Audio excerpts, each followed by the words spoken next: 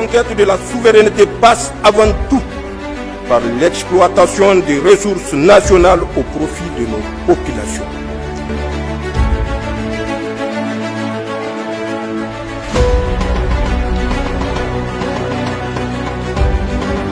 Au Niger, l'actualité énergétique et stratégique prend un tournant inédit.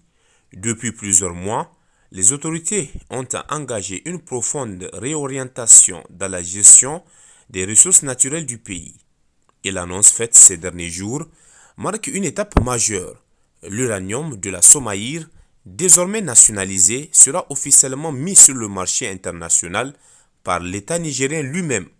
Une décision historique qui vient concrétiser la stratégie affichée par le général d'armée Abdourahmane Tchani, replacer le Niger au centre de ses propres choix économiques et redonner au peuple la pleine maîtrise de ses richesses.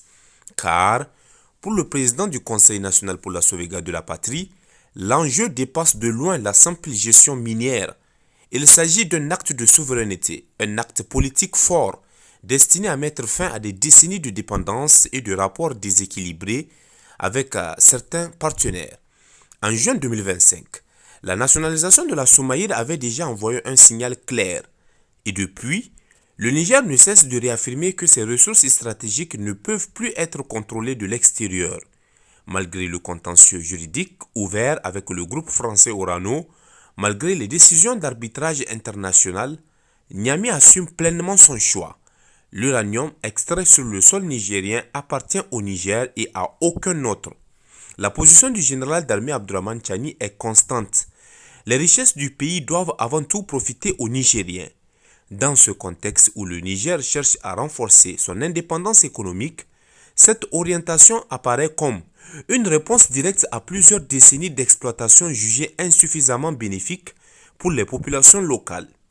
En mettant lui-même son uranium sur le marché mondial, l'État entend capter une plus grande part de valeur ajoutée et orienter les recettes vers le développement national.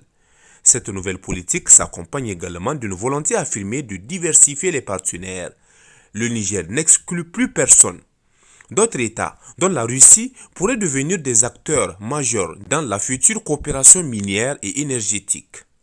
Une ouverture qui s'inscrit dans une diplomatie multivectorielle où chaque alliance se construit désormais selon les intérêts du pays et non selon des héritages historiques.